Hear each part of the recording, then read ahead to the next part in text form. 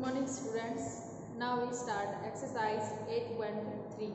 इस एक्सरसाइज में आपको क्या करना है, इंटरेस्ट फाइंड आउट करना है कि इंटरेस्ट आपने इससे पहले 7th क्लास में सिंपल इंटरेस्ट सीखा था। यहाँ पर हम इस एक्सरसाइज में सिंपल इंटरेस्ट और कंपाउंड इंटरेस्ट फाइंड आउट करना सीखेंगे कि किस तरह से इसको फाइंड आउट किया जा सकता। और इंटरेस्ट होता क्या है आपको ये पता होना चाहिए।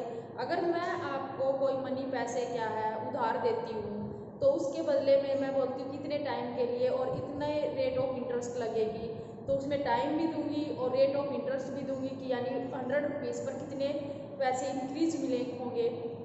तो उसके अकॉर्डिंग आपको क्या होगा कि जो मैं आपको अमाउंट जैसे 5000 दूंगी और आपको 2 ईयर्स के लिए मैं अमाउंट दे रही हूँ, तो आपको मेरे को 2 ईयर्स से ज़्यादा यानी वो टोटल ज़्यादा देना होगा।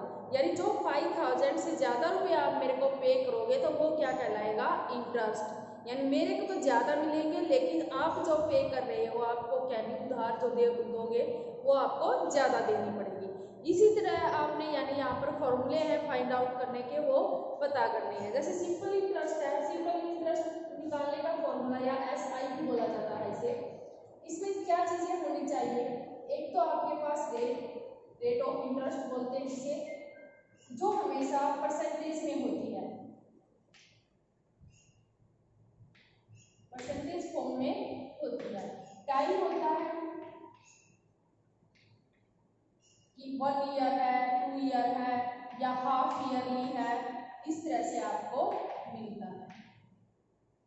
उसके बाद आपके पास जो पैसे टोटल पैसे दिया जाता है यानी आपने उनको पे किया है, वो क्या होता है, उसको बोलते हैं प्रिंसिपल या सम भी बोला जाता है, SUM।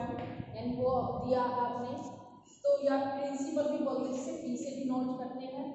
तो SI निकालने का जो फॉर्मूला होता है, SI होता है सिंपल इंटरेस्ट। जो P होता है यानी P multiply R multiply time और 100 डिवाइड क्या होता है 100। इस तरह से निकालते हैं हम सिंपल इंटरेस्ट।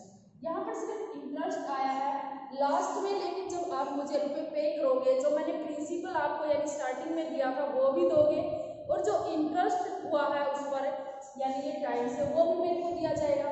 तो लास्ट में जो फाइंड आउट करते हैं उसको क्या बोलते हैं, अमाउंट बोलते हैं। और वो अमाउंट कैसे निकलता है, यानी जो स्टार्टिंग में P होता है सब होता है या प्रिंसिपल प्लस SI, इस तरह से टोटल करके देना होता है। यानी जो मैंने आपको 5000 दिए वो और जो 5000 यानी रुपीज आपको 2 ईयर्स के लिए दिए थे वो यानी आपके पास पैसे इंक्रीज करने के बाद आप मेरे को दोगे इस तरह से। यानी ये आपने फाइंड आउट करना है सिंपल इंटरेस्ट। उसके बाद है आपका कि कंपाउंड इंटरेस्ट फाइंड आउट क्यों करते हैं, कि जब हम ये सिंपल इंटरेस्ट निकाल देते हैं तो कंपाउंड इंटरेस्ट क्यों फाइंड आउट करते हैं, क्योंकि ये क्या है बहुत बड़ी लंबी प्रोसीजर हो जाती है कि ये डायरेक्ट क्या हो गया टाइम इस तरह से करोगे तो क्या होगा, जो इंटरेस्ट होगा वो कम पे किया जाएगा।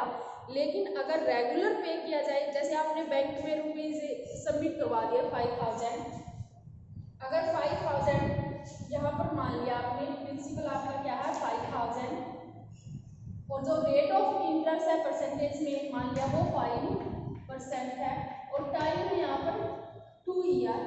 तो जब आप ये इस तरह से निकालोगे सिंपल इंटरेस्ट, कितना हो गया ये 5000, rate of interest 5, time 2 divide by 100, 2 0 से 2 0 कैंसिल आउट होगी, तो 50 की और 5 की 10 ने मल्टीप्लाई किया तो आपने क्या गया 500 रुपीज। यानी लास्ट में आपको जो रुपए मिले हैं वो कितने मिले हैं 5000 प्लस 500 5500 रुपीज। लेकिन अब आपने चेक किया कि यहाँ से 2 ईयर्स के बाद यानी आपको 500 रुपीज, लेकिन ऐसा नहीं होता बैंक में। बैंक में क्या होता है कि जब 1 साल हो गया, यहाँ पर 2 ईयर है, 1 साल में आपने जब पैसे जमा करवा दिए, वहां पर जो प्रिंसिपल बना है यहाँ से अगर कम इंटरेस्ट मिलेगा, अब हम अगर एक साल के लिए निकाले, जैसे पहले 1 साल के लिए इंटरेस्ट निकाला फिर दूसरे साल के लिए, अब जैसे यहाँ पर P था 5000, रेट ऑफ इंटरेस्ट वही 5 है, लेकिन टाइम क्या 1 ईयर्स के लिए निकाला जीरो से 2 0 से कैंसिल, 5 0 5 5 जा 250। इस तरह से डिफरेंट चेक करना आप कि 250 रुपीज क्या आया कि 1 ईयर्स का आया है। तो जब आपने 5000 में अमाउंट निकाला एक, तो 5000 में जब आपने 250 रुपीज प्लस कर दिया तो कितना आ गया 5250 रुपीज। अब जो नेक्स्ट यानी 2 ईयर का निकाला तो हमने सिर्फ 1 ईयर का निकाला अभी, तो 2 ईयर्स का निकालने के लिए हमने क्या करना, अब नेक्स्ट ईयर के लिए हमारे पास जो प्रिंसिपल है यानी जो सम है वो कितना आ गया है 5250। अब आपको यहाँ पर 5000 नहीं लेना है, कितना लेना है आपको नेक्स्ट ईयर के लिए निकालेंगे हम। यहाँ पर लिखेंगे हम नेक्स्ट ईयर के लिए, और नेक्स्ट ईयर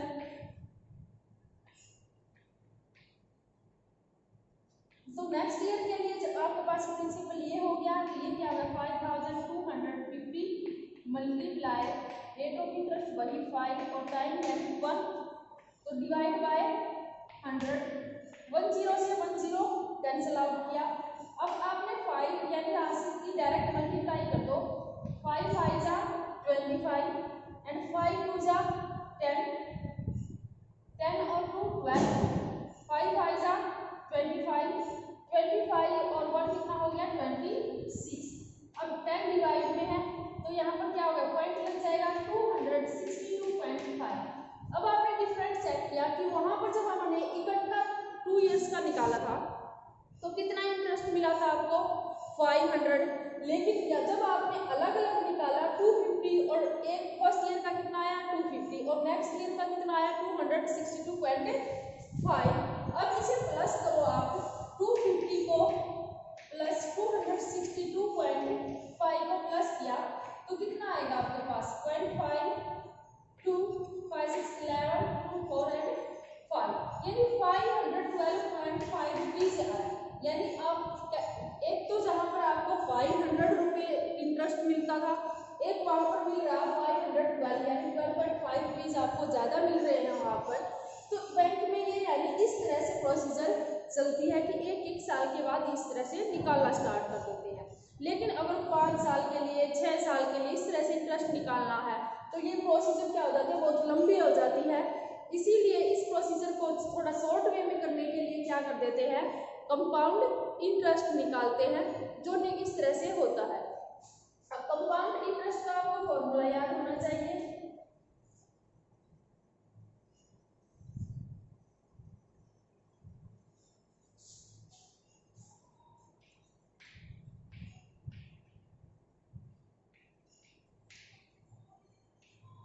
कंपाउंड इंटरेस्ट में वही चीज होती है, आपके पास प्रिंसिपल होता है, रेट ऑफ इंटरेस्ट आर होती है, टाइम होता है। तो वही आपने क्या सिर्फ यहाँ पर यूज करना है। जब आप यहाँ पर निकालोगे इसका फॉर्मूला डायरेक्ट आपके पास डायरेक्ट अमाउंट आएगा। वहां पर जब हम सिंपल इंटरेस्ट निकालते थे तो सिंपल इंटरेस्ट सिर्फ पहले हमारे पास इंटरेस्ट आता था, उसके बाद अमाउंट निकालते थे प्लस करने के बाद। लेकिन जब कंपाउंड निकालेंगे यहाँ पर डायरेक्ट अमाउंट आएगा, यानी उस अमाउंट प्रिंसिपल और इंटरेस्ट दोनों प्लस होकर आएंगे। तो यहाँ पर इसका फॉर्मूला क्या था P मल्टीप्लाई यानी जो आपने स्टार्टिंग में सबमिट करवाया है वो 1 प्लस R डिवाइड बाय 100 और यहाँ पर जो उसकी पावर होती है उसे टाइम यानी टाइम जितना भी होगा 2 ईयर 3 ईयर वो यहाँ पर इस तरह से आ जाएगा। यानी ये फॉर्मूला आपको याद रखना। अगर आपसे कंपाउंड इंटरेस्ट पूछा गया है तो कंपाउंड इंटरेस्ट लास्ट में कैसे निकालोगे आप, जो ये अमाउंट आएगा सोल्व करने के बाद, जो ये स्टार्टिंग का P है वो माइनस कर दोगे यानी जो आपने सबमिट करवाया है। इस तरह से आपके पास अगर डायरेक्ट अमाउंट पूछा गया तो सिर्फ यहाँ तक निकालोगे आप। अगर यहाँ पर कंपाउंड इंटरेस्ट पूछा गया तो अमाउंट माइनस प्रिंसिपल यानी यहाँ से करोगे। इस तरह से इस क्वेश्चन के थ्रू हम सॉल्व करेंगे कि कैसे करते हैं। क्वेश्चन फर्स्ट का पार्ट करवा रही हूँ, उसमें कई पार्ट है जो 1-2 पार्ट में करवा रही हूँ और आप खुद करोगे।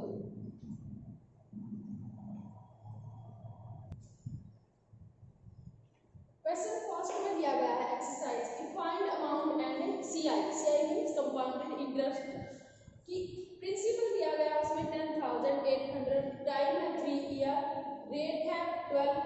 मिक्स फ्रैक्शन में 12/2 पर एनुअली दिया गया है। यहाँ पर याद रखना है आपको कि यहाँ क्या दिया गया है, हाफ ईयरली दिया गया है या एनुअली दिया गया है। ये एनुअली मीन्स है कि पूरा का पूरा ईयर्स लगाना, हाफ ईयर्स मतलब हर 6 महीने के बाद। तो यहाँ पर इस जब आपने क्या किया, रेट ऑफ इंटरेस्ट को मिक्स फ्रैक्शन है, मिक्स फ्रैक्शन को आपने इसको चेंज कर दिया है प्रॉपर फ्रैक्शन में 25/2%।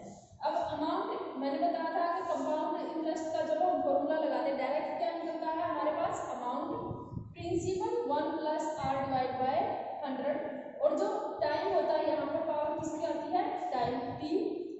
अब प्रिंसिपल क्या है 10,800 रुपीज, फॉर्मूले का 1 + r कितनी है 25 और जो ये 2 है नीचे 100 के साथ मल्टीप्लाई हो जाएगा, क्योंकि अगर जब ऊपर वाली फ्रैक्शन होती है तो वो नीचे वाले डिनोमिनेटर के साथ ही चला जाता है।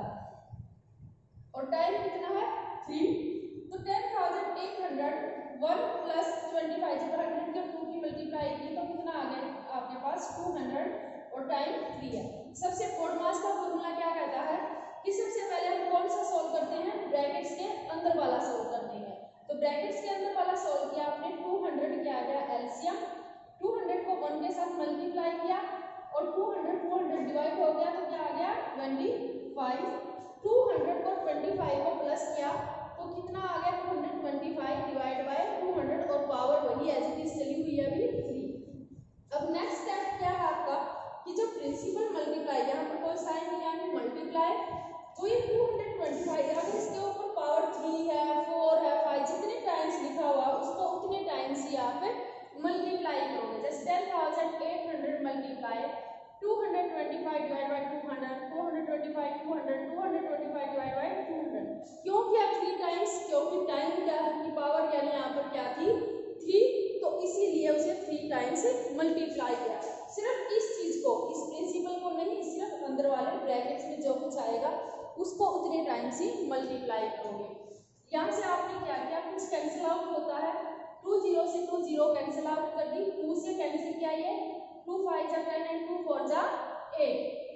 फिर आपने चेक किया 200 और 225 50 की टेबल में आते हैं, 58 जा 200, 59 जा 225 जा, तो 25 फिर से आपने 25 से कैंसिल कर दिया, 25 9 जा 225 और 25 8 जा 200।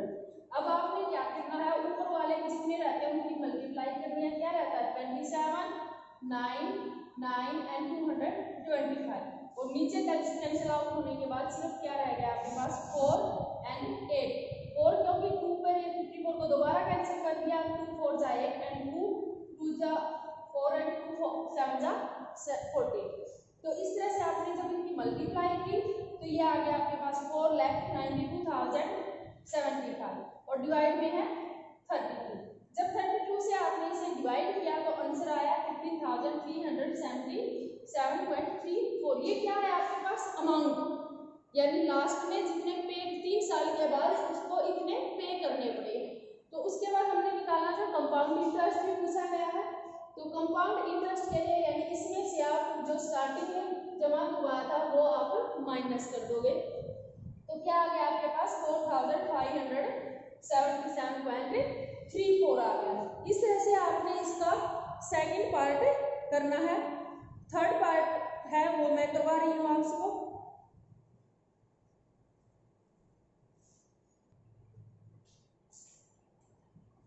अब एक्सरसाइज का 8.3 का क्वेश्चन फर्स्ट का सी पार्ट है। बी पार्ट आपने अपने आप करना है, क्वेश्चन फर्स्ट की तरह है। तो सी पार्ट में क्या दिया गया है कि अमाउंट एंड वही सीआई फाइंड आउट करना है। प्रिंसिपल दे रखा 62,500 रुपीज। उसके बाद इन्होंने कहा है टाइम है 1.5 ईयर, रेट ऑफ इंटरेस्ट है 4%, कंपाउंडेड हाफ ईयरली। इस चीज को ध्यान रखना आपके क्वेश्चन में कि वहां पर जो कंपाउंडेड है हाफ ईयरली दिया गया है या ईयरली दिया गया है, एनुअली दिया गया है। एनुअली यानी डायरेक्ट जैसे दे रखा वैसे फाइंड आउट करना है, लेकिन जब हाफ ईयरली दे रखा यानी हर 6 महीने के बाद उसको इंटरेस्ट लगता है, इंक्रीज हो जाता है, तो वो आपने इंटरेस्ट को चेक करना है कि हाँ जो टाइम दिया होगा 1.5 दे रखा उसका तो हमेशा डबल हो जाएगा। जब हाफ ईयरली दिया गया होगा 1.5 का डबल